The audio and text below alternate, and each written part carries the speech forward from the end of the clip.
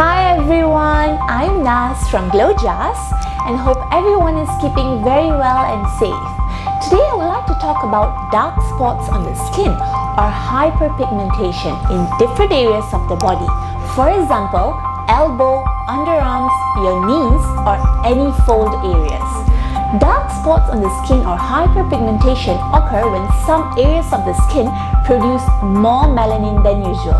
Melanin gives the eye, skin and hair their color. If you want to get rid of dark spots, you can try a range of treatments including seeing our aesthetic doctor at Glojas for aesthetic treatments.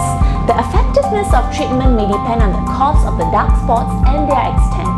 Dark spots on the skin may not be completely fade. It may take a while to see a difference, but treatment often lightens the spots. Glojas has the best solution for you. Call us now to know more about our dark spots treatment only at Glojas. Glojas brings out the best in you.